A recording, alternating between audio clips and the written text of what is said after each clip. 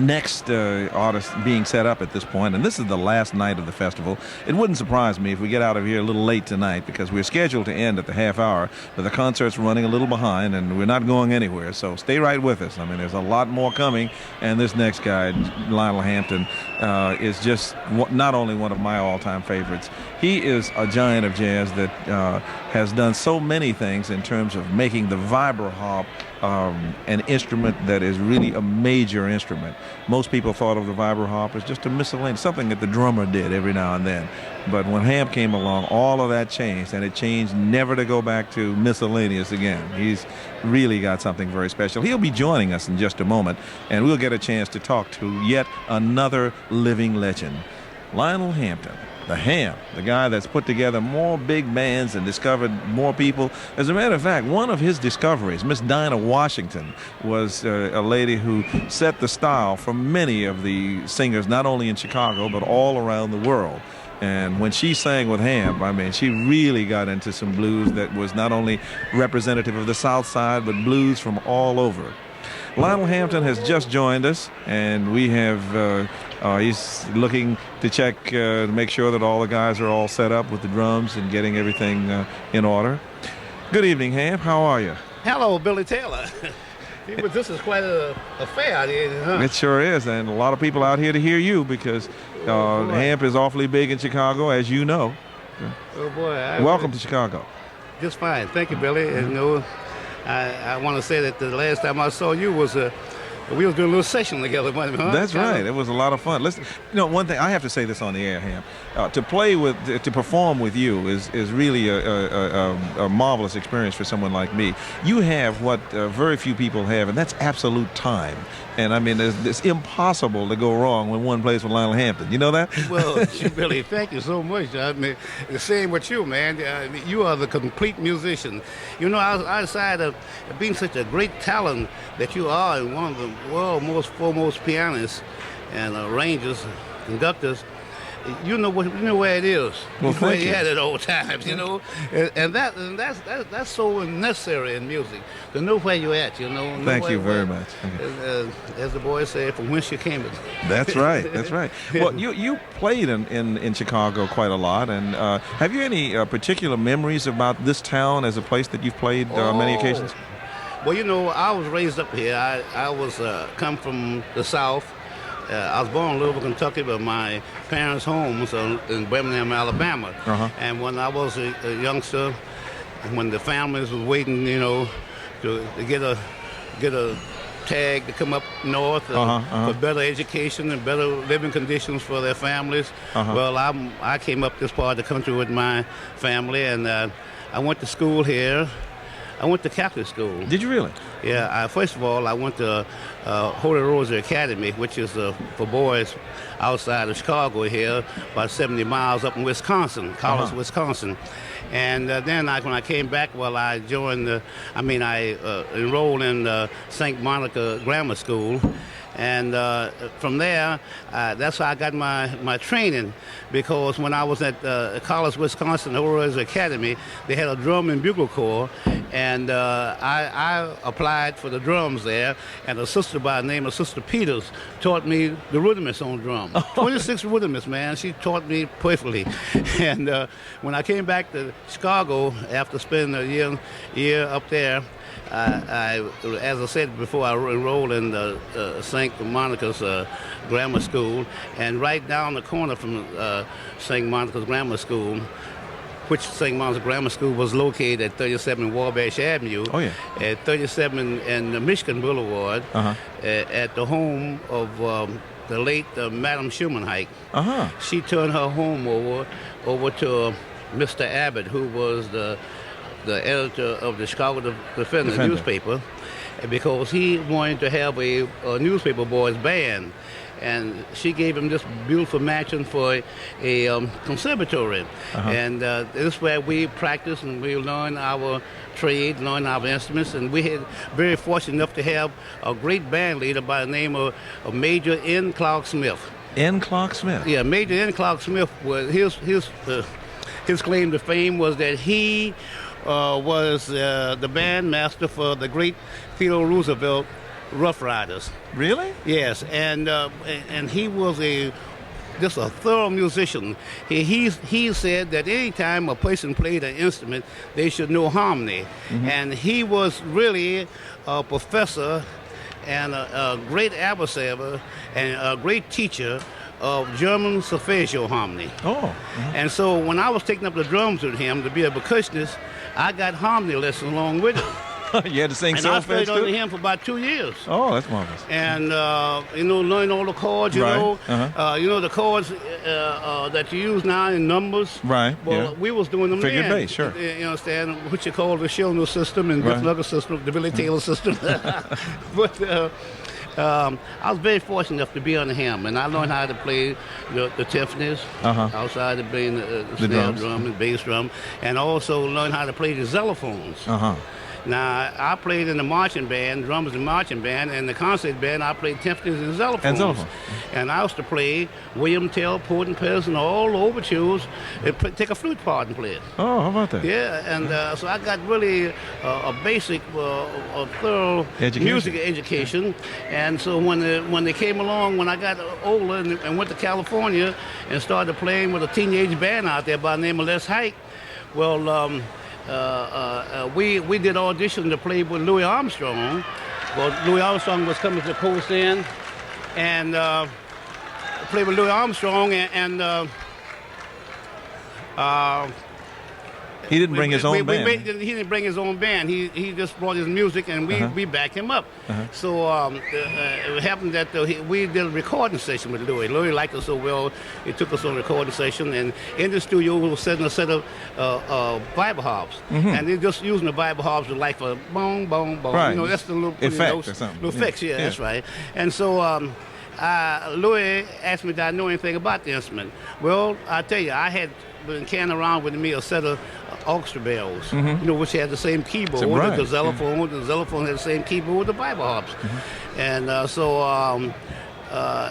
Les Hike's band, we used to listen to Duke Ellington records, Glenn Gray, the Louis, as I said before, and also the famous Fletcher McKinney Henderson? Cotton Pickers. Oh, McKinney, yeah. McKinney sure. Cotton Pickers. Yeah. And so we used to listen, and we used to take their arrangements off the record note for note. Well, I used to get the drum part, which is very easy, but I also listen to all the guys' solos. And I could play every solo that Coleman Hawkins played, every solo that Louis played, note for note, see? So Louis asked me, did I know anything about the instrument? I said, sure. So he said, well, roll them out here and play something with me. So it happened that U.B. Blake had sent arrangements for Louis to make on Memories of You. And so that was the first number up. So Louis asked me to play something on that number. And so I played the introduction to Memories of You. And when he sang, I played the background behind him and fill-ins, you understand? So that was my introduction to Vibraphobs. So that certainly changed history, because the instrument really came into its own after that. Yeah, well, they have some wonderful young Vibraphob players out now. I remember I gave Milt Jackson, when I came to Detroit, and gave him a pair of Vibraphob hammers. And I remember giving Bobby Hutchinson, yeah. And so many of the guys, you know. Well, I remember we did a kind of a tribute to you at Newport, and you invited all of those guys. You had Milt and Bobby Hutchinson and about 7 other vibraphones, Gary Burton, and it began to pour down rain, and and you said, well, if you want to stay there, we'll keep on playing. And everybody stayed. That was a swinging station, wasn't it? It sure was. Yeah. That should have been recorded. I wish it had. It was really exciting. Milt and I hope someday that we're going to do a session together. That would be really great, because you influenced him to such a great to a great extent. Yeah. But you have built a lot of different kinds of bands. One of the strengths that you've had over the years is your ability to pick the Illinois Jackets and the Arnett Cobbs and the Milt Buckners and people who were unique. How do you go about selecting a musician to play with Lionel Hampton? Well, it just seemed to come to you, Just like when I was in Seattle one time, and Seattle, Washington, and a little kid came up to me and said, I got an arrangement here. I'd like to know if you can run it over sometime and let me know how you like it. So I'm getting started as a arranger. So I said, well, okay. I said, I was playing fiddles at that time, see? So it happened that I didn't get to it between on the show, see? So I said, well, you come on, go with me. You can travel with me. I said, what you play? He said, I play trumpet. I said, well, come on, I'll put you in the band. You understand? That was Quincy Jones. Quincy Jones. See? Right. And that was some band you had. And I got along further and met another guy by the name of Art Farmer. Right. And I said, come on, you can join the band. And then at the same time, there's a guy who wanted to go back east by the name of Charlie Mingus. And I put Charlie Mingus in the band, you understand? And then I came along a little further, and the guy was a very wonderful guitar player by the name of Wes Montgomery. I put him in the band. And then I got along a little further. This all happened the same year as I'm reciting like this. And Clifford Brown, I met him, and he wanted to join the band. I put him in the band. G.G. Grice. Let me see, it was so many wonderful Who's guys. Who of jazz. Yeah. Of course, before then, I had Fats Navarro. Right. It's a shame he didn't get his due. He was That's a tremendous trumpet player. He was. Yeah. Fats was, and just Benny Bailey. And during the times of my band, I've had so many wonderful guys and wonderful girls, boys and girls. It's like here in Chicago, this is very memorable for Chicago. They had a place in Chicago called the Garrick Bar. Oh, yeah. And I needed a girl singer. So Joe Sherman told Joe Glazer. Joe Sherman was the owner of the place. Told Joe Glazer, who was his friend, said, look, if you ever need a girl singer, said, I got a girl that works in the powder room and I can't keep her in there, but she sounds pretty good. So every time the band plays, she sticks her head out and starts singing with the band. So so Joe said, well, that's good. See, I'm Lionel Hampton's out here at the Regal Theater on the south side, 47 South Parkway. So I'm going to bring him down. He might be interested in it. So I went down there and they had Walter Fuller's band playing at that time. You know, he used to be with Earl Hines, sure, a trumpet player. And so I listened to it and I said, well, look, you come out tomorrow and do a trial with the band. So she said, okay. So that's when we was doing 4 and 5 and 6 shows a day. Right. And we were doing a couple of matinees. Come off and the half is in. Yeah, half is in, that's right. And so, she came in, that matinee, and she sang. And she really did tremendous. So I said, I like your singing very much. I said, I'd like to give you a job with the band. So what's your name? She said, Ruth Jones. I said, can I change that name? She said, I don't care what you call me, just as long as you give me the job. And out of clear blue sky, I said, all right, from now on your name is Dinah Washington. You gave her that name? Spot, yeah. Oh, wow. And then the guy who was looking after the back door, so the kids from outside wouldn't come back and mess with the boys' instruments. He said, I didn't know you needed a singer. Said, you give me a chance. I said, you can sing the next show. He sang the next show. I gave him a job. His name was Joe Williams. Oh, that's wild. So Billy, I think we got to go on. But, yeah, we're having a lot of fun out here tonight. And, well, it's really delightful to have an opportunity to talk with you, man. I want to say that it's a great pleasure. I hope we can meet up together and meet up with those seminars down at Harvard University.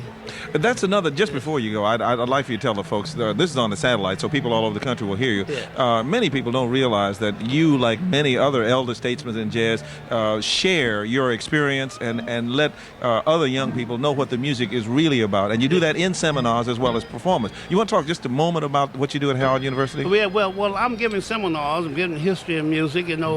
Jazz has been so long wanting someone to tell the story of jazz. Right. It's like Alex Haley did Roots. Right. We need a roots in music. Absolutely, jazz. absolutely. Because jazz started from the African heritage. Roots, yeah, sure. And into the islands, understand? When they brought the African slaves there to the islands, the music was la la la la, and they went on and got some steel drums and made some drums and got into the rhythm of it, and bang, you got new Afro, instrument. you got Afro Latin American. That's right. So this is what we're doing. We're telling the whole story about it and telling our experience, and the students just eating it up. So well, Hamp, I know that the musicians are filing on the stage, and in just a few minutes that you want to get out and get to the drums and get to the vibes. And you have Bill Davis with you. Wild Bill Davis, yeah. Wild Bill, but he's not. He went to Europe. You know, he comes in and out. You know, when he has to do something special, and of course playing with me, that's special too. It sure is. But we have Zeke Mullins playing. Oh, Zeke is playing tonight, right? Yeah, okay. Very wonderful cat. Fantastic. Yeah, so, well, you can always pick them, and I'm really looking forward to hearing the band, because your big bands are always very special for me. Well, Bill, I want to thank you so much. It's really a great pleasure. I want to say hi, folks all over the world. Huh? Thank you very much, Hamp. Okay, Bill. Lionel Hampton, one of the true giants of the music, and a person with one of the best records for doing all kinds of things when it comes to picking special musicians. He has done many things on records that everybody relates to, and we have a couple of things just to give you a quick reminder of the Hamp of the past, as we did with Stan Getz a little earlier in this program. This was back in 1939 when he did Stardust with the Benny Goodman Sextet. The Benny Goodman Sextet with Lionel Hampton playing the vibes, Fletcher Henderson on piano, Charlie Christian on guitar, Artie Bernstein on bass, and Nick Fatul on drums. You know, my first introduction to Lionel Hampton was listening to recordings, and I was a big Teddy Wilson fan. I mean, he influenced my work to a great extent, and one of the records that I picked up with Teddy on it had this vibraphonist that I had never heard of, and he was playing these really melodic passages that were very much along the lines that Teddy was playing, but there was something different about him. He was much more aggressive in his playing than Wilson was. And it was just fascinating to hear the interplay between the two. And with the Benny Goodman Quartet, they really got into some very special three-way melodic passages. Did you ever work with Lionel Hampton recording or otherwise, Michael? No, I never had that honor. Just knowing him briefly and always catching his music, which has always been incredible. You know, he was talking about Dinah Washington, and he's brought us a few other great singers. I didn't hear everything he said, but I don't know if he mentioned Jimmy Scott and Betty Carter, too. No, he mentioned Joe Williams, but he didn't mention Jimmy Scott, who was a very important singer who really still has yet to be given the proper credit for the way that he sang. And Betty Carter, of course, is coming into her own these days, which is belated but certainly welcome. Definitely. You know, he also, there was one thing through the years and seeing films and records, his band had a drive that was unstoppable. I mean, it was just like just steamrolled. It was absolutely amazing. Absolutely. I love the things that he did with Nat Cole. He had they did some records together with the Nat Cole trio, and what I was saying to him when he was on the air with us a moment ago was that he has absolute time. There are very few people, Basie and Ellington, and few people who really, whatever tempo they pick is exactly the right tempo for that particular tune at that particular time. It's a real talent. It's not something you can learn. You know? Yeah. I guess Gates also gave us, in a sense, he sort of gave us the art of the tenor battle, too. I mean, that's another thing that he gave to jazz. The Illinois Jacket and the art. I remember when Jacket left the band. The band came to Washington D.C. and the guys in the band were saying, "Hey, we got another tenor player you ought to check out. I mean, he's from the Southwest and he's bad." And I said, "Oh, really?" And Arnett was really into his walking thing in those days, and it was very exciting. Totally different from Illinois, but very exciting. Yeah. Arnett Cobb. Arnett Cobb, yeah, right. Yeah. It's always been amazing. I know through the years he got a lot of flack from the more intellectual side that his music had too much showmanship in it, but it's always a rich content in music, and there's nothing wrong with being a showman too. Yeah, sure. And he is a master. He sure was. As a matter of fact, he still is. I heard him recently in New York, and wow, he was just as exciting as he ever was. Yeah. You know, and he's had a lot of physical problems, but they don't show in his playing. They certainly don't. Well, the crowd is getting a little impatient out there because they see the band on stage, and the technicians are setting up the mics, and we're trying to get everything in readiness for Lionel Hampton's entrance. But the people are very, very excited about it because it's really time. After Muddy Water stirred them up there, they feel that, hey, let's hear the music.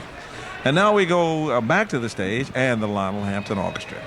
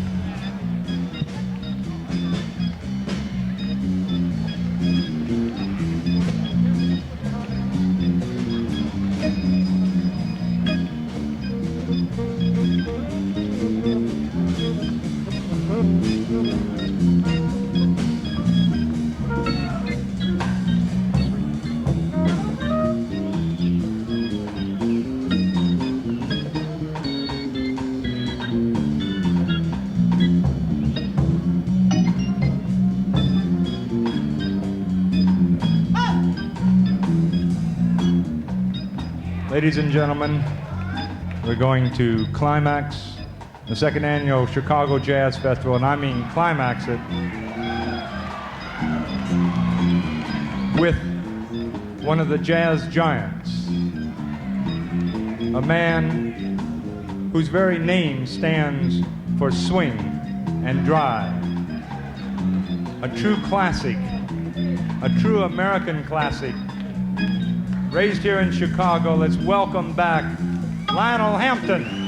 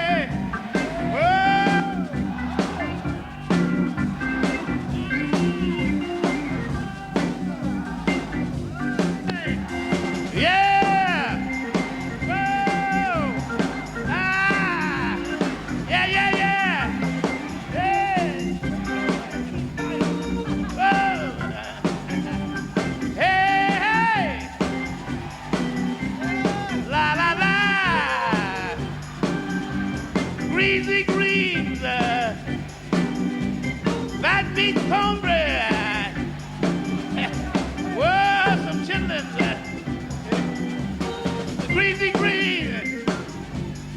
The name of this song is called The Greasy Greens. Yeah. 1, 2, 3, 4. Yeah. Yeah.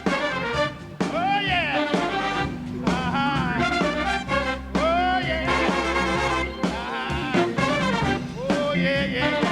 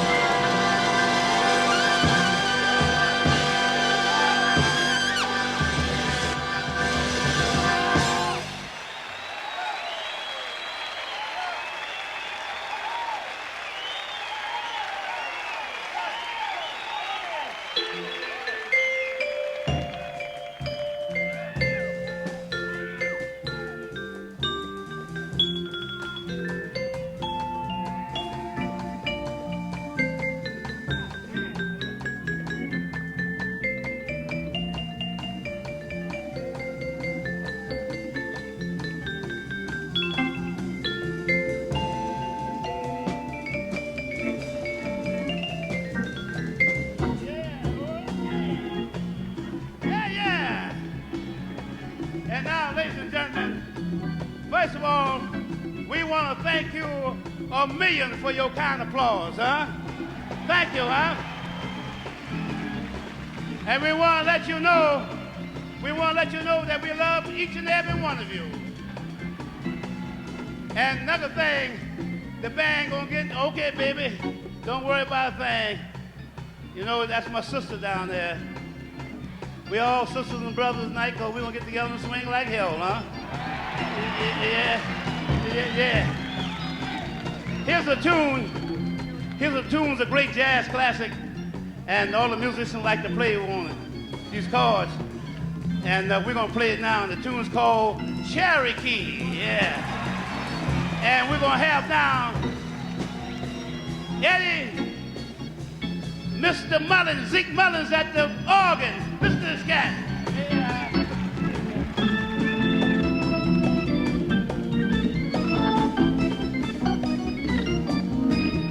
Oh yeah, Zeke.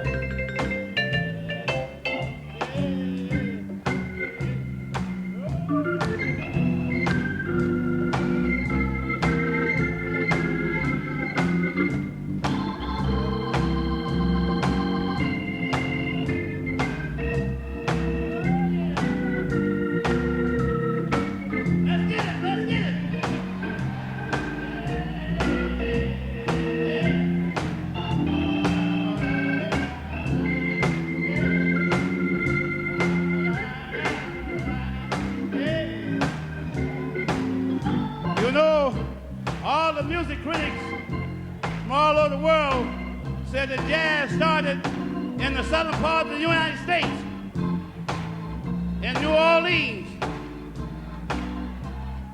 So we're going to take a little trip, and we're going to ask you, will you join us? Will you join us? Yeah. Or won't you come along with me to the Mississippi? We take a boat to the land of dreams, up down the river to New Orleans. The band there to meet us, old friends to greet us. Yeah. That's where all the hip and the right folks meet. Doobie doobie doobie on Mason Street. Mason Street is the street where all the hip cats meet. Yes, in New Orleans, the land of dreams. You never know how much it means or just what it really seems. Yes, sirree, I'm glad to be where welcome's free. Yeah, 'cause I can't lose my Basin Street blues. Yeah, now they say some people long ago were searching for a different tune. One they can prove is only they can. They only had the room, so they started swaying to and fro. They didn't know what to use, and this time to really, they heard the breeze in the trees singing sweet melodies, and they used that as the start of the blues. And from a jail came a wail of a downhearted trail, and they used that as a part of the blues.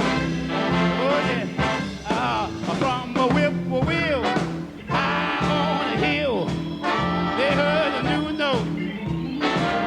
Yeah, they pushed it to a horn, and there they was born into a blue note.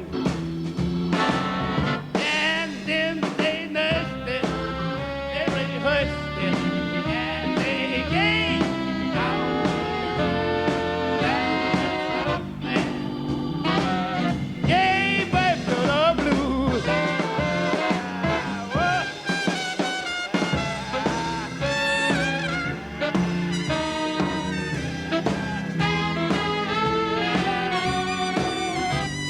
Oh yeah.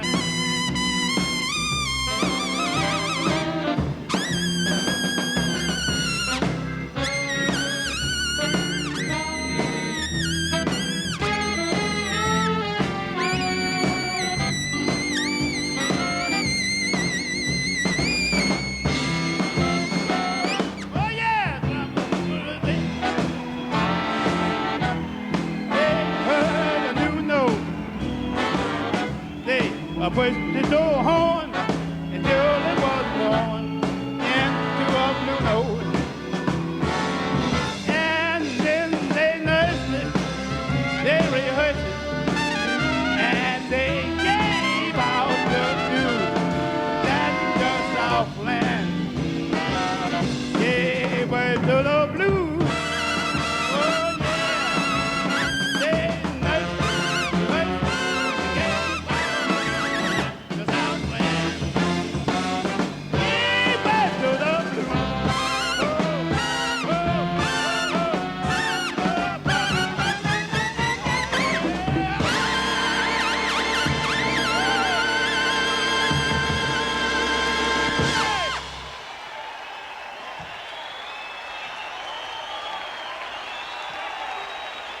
One more time, huh? Yeah.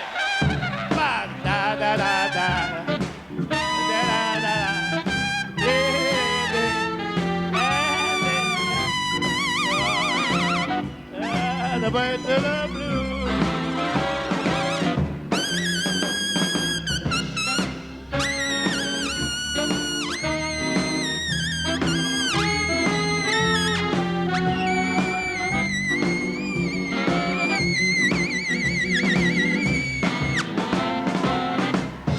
From a whippoorwill high on the hill, they heard the new note.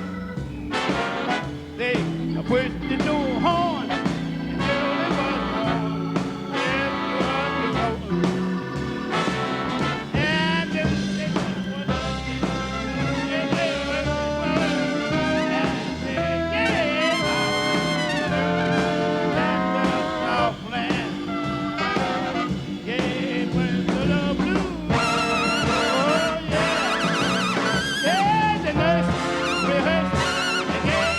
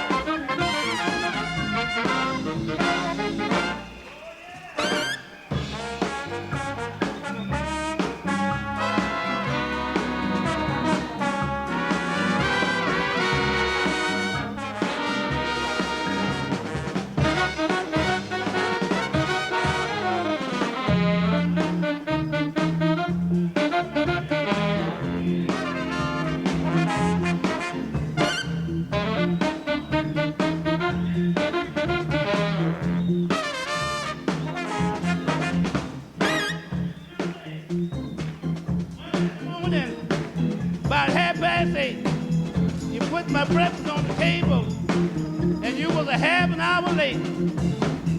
If you do that tomorrow morning, baby, I'm gonna whip your head. What could follow Muddy Waters, you might ask? Lionel Hampton can follow Muddy Waters, and he did. Lionel Hampton has been tearing it up for this huge crowd at Grant Park and winding down, I should say winding up. I can't say winding down because it's really still going on. We hate to cut out on you, but we've got to leave Lionel Hampton and his All-Stars, and we've got to say so long to Grant Park. I'm Billy Taylor. This live Jazz Alive special from the 1980 Chicago Jazz Festival was produced by Tim Owens. Our associate producer and director is Fred Bork. Technical director, Paul Blakemore. Broadcast engineer, Bob Knock, assisted by Rich Rary. Our assistant directors are Wiley Rollins and Smokey Bear, John Smokey Bear. Mix consultants, Michael Cuscuna and Ken Rasick. Our production assistants are Leroy Fields of WNIU, DeKalb, Ken Gagney of WBEZ FM Chicago, Joe Siegel, and Kate Kunz. Our technical assistants are Steve Taylor, Jay Bridgewater, and Michael Engelhoff. Our master control operator is Rick Kaplan, and our publicity coordinator is Ruth Lee. We'd like to express our sincere appreciation to the City of Chicago and Jane M. Byrne, the mayor, who sponsored the 1980 Chicago Jazz Festival. Thanks also to the Jazz Institute of Chicago, which coordinated the festival. Sound for the Chicago Jazz Festival was coordinated by Jim Brown. I want to thank you for joining us tonight, and please listen to Jazz Alive, our regular weekly series of jazz and performance. Jazz Alive is heard on most of these NPR stations. I'm Billy Taylor, and we have all kinds of good things to ask you to write to Jazz Alive, because we like to hear from you. We'd like to know how you feel about the festivals and about us bringing you live things on the satellite. Production funds for this program were provided by the Corporation for Public Broadcasting and the National Endowment for the Arts. From Chicago, this is NPR, National Public Radio.